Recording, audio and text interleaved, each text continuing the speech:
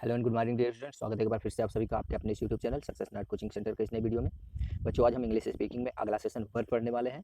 तब तक के लिए जो बच्चे भी चैनल पर नए हैं वो चैनल को सब्सक्राइब कर ले और साथ ही साथ बेल आइकन को भी हिट कर दें, जिससे कि आने वाली हमारी हर एक वीडियो नोटिफिकेशन आपको समय समय पर मिलती रहे। और साथ ही साथ इस वीडियो को, अगर आपको वीडियो पसंद आया तो इसे अपने दोस्तों को ज़्यादा से ज़्यादा शेयर करें और उनसे भी सब्सक्राइब करवाएं। चलिए स्टार्ट करते हैं। तो दोस्तों, आज का सेशन हमारा है वर्ब, क्रिया। क्रिया होती क्या है, इसको अगर हमको एक लाइन में इसकी डेफिनेशन अगर हमको देनी हो तो हम कह सकते हैं कि वह शब्द जिससे कोई एक्शन या फिर इंफॉर्मेशन या फिर स्टेट ऑफ बीइंग, यानी कि किसी भी कार्य के होने की अवस्था, स्थिति। स्टेट का मतलब होता है स्थिति। एक चीज और हम कह सकते हैं कि पोजेशन। पोजेशन का मतलब होता है स्वामित्व या अधिकार प्रकट हो, वह शब्द वर्ब है। वह शब्द जिससे कोई एक्शन, कोई इंफॉर्मेशन, स्टेट ऑफ बीइंग या फिर पोजीशन प्रकट हो, वह वर्ब है। सबसे आसान भाषा में हम कह सकते हैं। एग्जाम्पल से हम इसे समझते हैं। जैसे हमारा पहला शब्द है आई एम ए टीचर। पहला वाक्य, हमारा पहला सेंटेंस है आई एम ए टीचर, मैं एक अध्यापक हूँ। यहाँ पर एम से अर्थ क्या आ रहा है? होना। मैं एक अध्यापक हूँ, तो इससे हमारी प्रेजेंट स्टेट ये हमारा बता रहा है। यहाँ पर हमने बताया स्टेट आर इंफॉर्मेशन, मैं अपने बारे में इंफॉर्मेशन दे रहा हूँ कि मेरी स्थिति क्या है, कि मैं एक टीचर हूँ। तो एम से हमारा, अगर इसकी जगह पर हम वाज कर देते हैं, आई वाज अ टीचर, तो ये पास्ट में हो जाता, तो हमारी पास्ट स्टेट को बताता, पास्ट स्थिति को बताता। अभी ये प्रेजेंट स्थिति में बता रहा है। अब हम दूसरा चीज जैसे बताया कि पोजेशंस, अगर हम कहे आई हैव ए टीचर, तो यहाँ पर मेरे अधिकार में एक अध्यापक है। हैव ए टीचर का मतलब मेरे पास एक टीचर है। तो हैव जो हो गया, ये क्या हो गया, क्या बताता है? पोजेशंस बता रहा है। अब तीसरा एग्जाम्पल हम देखते हैं, these students learn the lesson. ये है these students learn the lesson, यानी कि ये सब बच्चे पाठ याद करते हैं। तो यहाँ पर लर्न, यह क्या है? एक एक्शन है। याद करना क्या है? एक एक्शन है। तो वर्ब वह शब्द है जिससे कोई action, information, state of being का पता चले या फिर पोजेशंस का पता चले, वह वर्ब है। स्टेट में ही पोजेशंस भी आ जाता है और इंफॉर्मेशन दोनों आ जाता है स्टेट में ही। अब ये जो हमारे वर्ब होते हैं ये दो तरह के होते हैं। पहला है इंट्रांजिटिव, जिसे हम अकर्मक भी कहते हैं, अकर्मक क्रिया, इंट्रांजिटिव वर्ब। इंट्रांजिटिव वर्ब क्या होता है? ऐसे वर्ब जिसमें किसी ऑब्जेक्ट की जरूरत नहीं होती या फिर कभी कभी सब्जेक्टिव कॉम्प्लीमेंट भी लेते हैं। ऐसे वाक्य जिसमें किसी भी ऑब्जेक्ट की जरूरत नहीं होती, वे वर्ब जो कभी कभी सब्जेक्टिव कॉम्प्लीमेंट भी लेते हैं, वे अकर्मक क्रिया यानी कि इंट्रांजिटिव वर्ब कहलाते हैं। हमको इंट्रांजिटिव वर्ब पता करना हो तो उसकी पहचान है कि हम वर्ब में क्या या किसको लगा करके प्रश्न करेंगे। तो अगर हमको कोई उत्तर नहीं मिलता तो समझ लीजिए वह इंट्रांजिटिव वर्ब है, यानी कि अकर्मक क्रिया है। जैसे एग्जाम्पल से हम समझते हैं, प्रिया लाफ्स। प्रिया हंसती है, तो यहाँ पर लाफ्स हंसती है। हंसती है क्या? वर्ब है laugh. What laugh? Laugh what, यानी कि क्या हंसती है क्या? तो कुछ नहीं उत्तर मिलता। तो ये क्या हो गया हमारा? इंट्रांजिटिव वर्ब हो गया, यानी कि ये अपने साथ में कर्म लेकर के, ऑब्जेक्ट लेकर के नहीं आया है। तो ये लाफ क्या हो गया? आपका इंट्रांजिटिव वर्ब हो गया। दूसरा एग्जांपल है इज ए फार्मर, वह एक किसान है। अब यहाँ पर आप देख रहे हैं कि इज के बाद में ए फार्मर आया है, यह एक ऑब्जेक्ट है। तो देखो बच्चों, ऑब्जेक्ट और सब्जेक्टिव कॉम्प्लीमेंट में डिफरेंस है। अब यहाँ पर देखिए, यहाँ पर हमने ऊपर में लिखा है no need of any object but some time use subjective complement, यानी कि जो इंट्रांजिटिव वर्ब होते हैं उन्हें किसी भी ऑब्जेक्ट की जरूरत नहीं होती, लेकिन कभी कभी सब्जेक्टिव कॉम्प्लीमेंट लेते हैं। तो ये जो ए फार्मर है, यह आपका ऑब्जेक्ट ना होकर के सब्जेक्टिव कॉम्प्लीमेंट है। ऑब्जेक्ट और सब्जेक्टिव कॉम्प्लीमेंट में बहुत ही बारीक अंतर है। जो ऑब्जेक्ट होता है वह हमेशा ही वर्ब के सेंस को कंप्लीट करने के लिए यूज किया जाता है, और जो सब्जेक्टिव या ऑब्जेक्टिव कॉम्प्लीमेंट्स होते हैं वे हमेशा ही सब्जेक्ट या ऑब्जेक्ट के सेंस को कंप्लीट करने के लिए यूज किया जाता है। तो यहाँ पर ही इज ए फार्मर, तो यहाँ पर फार्मर कौन है? ही, यानी कि वह। तो यहाँ पर ये ही के सेंस को फार्मर कंप्लीट कर रहा है, इसलिए यह आपका ऑब्जेक्ट ना होकर के क्या हो गया? आपका सब्जेक्टिव कॉम्प्लीमेंट हो गया। तो यहाँ पर जो इज वर्ब है यह आपका इंट्रांजिटिव है, यानी कि अकर्मक है। यह अपने साथ में कर्म, ऑब्जेक्ट नहीं लेता। दूसरा होता है ट्रांजिटिव वर्ब, सकर्मक क्रिया।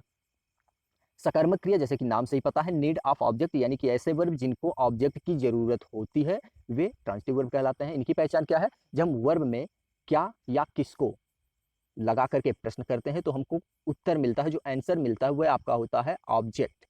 एग्जाम्पल हम इसे समझते हैं, ही सोल्ड ए हाउस।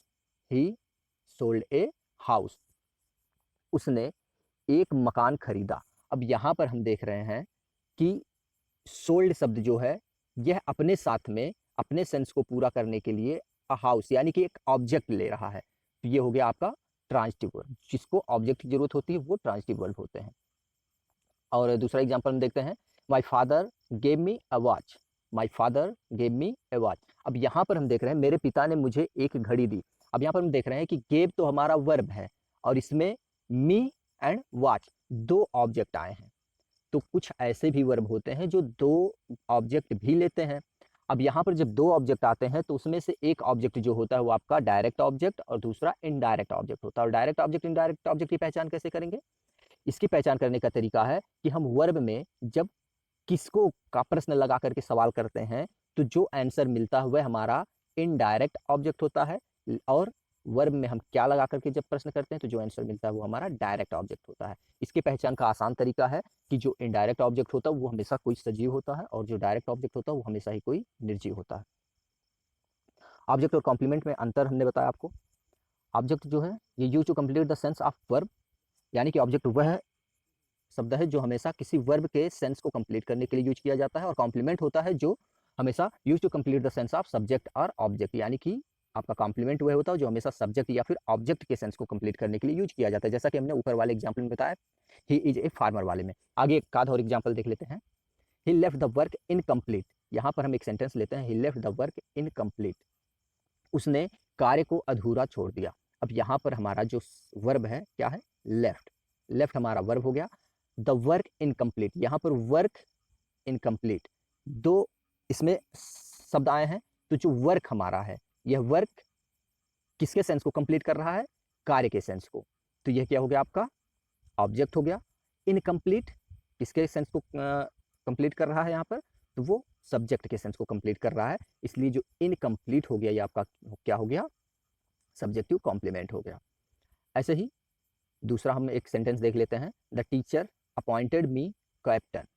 अध्यापक ने मुझे कैप्टन नियुक्त किया।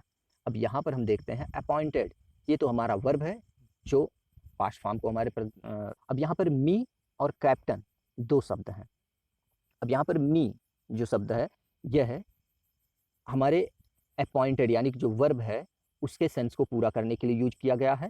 तो ये हमारा मी शब्द जो हो गया ये ऑब्जेक्ट हो गया। कैप्टन जो शब्द है वो है टीचर अपॉइंटेड यानी कि जो हमारा सब्जेक्ट है उसके सेंस को पूरा करने के लिए यूज किया गया है, तो वो हमारा क्या हो गया? सब्जेक्टिव कॉम्प्लीमेंट हो गया। अब इस तरीके से ये दो वर्ब हो गए। तीसरा वर्ब जो हमारा होता है उसे हम लिंकिंग वर्ब कहते हैं या फिर संयोजक क्रिया भी कहते हैं। संयोजक क्रिया क्या होती है? जब वर्ब बी यानी कि is, am, are, was, were, इसमें become, remain, look, seem, appear, ये सब को अपना भाव पूर्ण करने के लिए सब्जेक्टिव कॉम्प्लीमेंट की आवश्यकता होती है। तो ये क्रियाएं लिंकिंग वर्ब की तरह कार्य करती हैं। जैसे कि आपने ऊपर एग्जांपल में ही इज ए फार्मर वाला देखा, तो यहाँ पर सब्जेक्टिव कॉम्प्लीमेंट की जरूरत यहाँ पर पड़ी है इज को। वर्ब बी इज है, इसमें अ फार्मर जो है सब्जेक्टिव कॉम्प्लीमेंट है, तो यहाँ पर ए फार्मर यानी कि सब्जेक्टिव कॉम्प्लीमेंट की जरूरत इज को पड़ी है। तो ये क्रिया किस रूप में काम करती हैं? सब्जेक्टिव कॉम्प्लीमेंट लिंकिंग वर्ब की तरह काम करती हैं। जब ये क्रियाएं सब्जेक्टिव कॉम्प्लीमेंट न लेकर के किसी अन्य वर्ब को सपोर्ट करती हैं तो ये सपोर्टिंग वर्ब यानी कि एक्सिलरी वर्ब या फिर हेल्पिंग वर्ब के रूप में भी प्रयुक्त होती है। हेल्प करती है यानी कि सपोर्ट करती है, तो ये हेल्पिंग वर्ब या फिर एक्सिलरी वर्ब के रूप में प्रयुक्त होती है।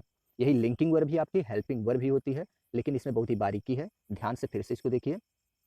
जब वही वर्ब अपने साथ में किसी सब्जेक्टिव कॉम्प्लीमेंट की आवश्यकता महसूस करे तो वह लिंकिंग वर्ब होता है। और वही वर्ब यानी कि वर्ब बी जब किसी अन्य वर्ब को सपोर्ट करे तो वह सपोर्टिंग वर्ब या फिर हेल्पिंग वर्ब हो जाता है। एग्जाम्पल से इसे समझते हैं। ही इज ए डॉक्टर, वह एक डॉक्टर है। यहाँ पर इज जो है अपने साथ में एक सब्जेक्टिव कॉम्प्लीमेंट ले रहा है, तो यहाँ पर इज किसी दूसरे वर्ब को सपोर्ट नहीं कर रहा है, तो यहाँ पर इज लिंकिंग वर्ब है। लेकिन दूसरा एग्जाम्पल हम देखते हैं, she was hungry. She was hungry, वह भूखी थी। यहाँ पर हंग्री जो है ये भी सब्जेक्टिव कॉम्प्लीमेंट ले रहा है, ये भी यहाँ पर लिंकिंग वर्ब। अगला है ही इज रीडिंग, वह पढ़ रही है। यहाँ पर इज तो खुद वर्ब है और उसके बाद फिर रीड जो एक एक्शन एक वर्ब मेन वर्ब को सपोर्ट कर रही है, तो यहाँ पर इज जो वर्ब भी है यह यहाँ पर हेल्पिंग वर्ब के रूप में कार्य कर रही है। बच्चों ये सेशन लंबा हो रहा है, इसलिए बाकी जो आपके कुछ और वर्ब हैं उसको हम अगले सेशन में कंप्लीट करते हैं। आशा करते हैं कि चीज़ें बेहतर तरीके से आपको समझ में रही होंगी। अभी तक अगर आपने चैनल को सब्सक्राइब नहीं किया तो सब्सक्राइब कीजिए, साथ ही साथ बेल आइकन को भी हिट कर दीजिए ताकि आने वाली हमारी हर एक वीडियो की नोटिफिकेशन आपको समय समय पर मिलती रहे। मिलते हैं फिर आपसे अगले नए वीडियो में, तब तक के लिए नमस्कार, जय हिंद, वंदे मातरम।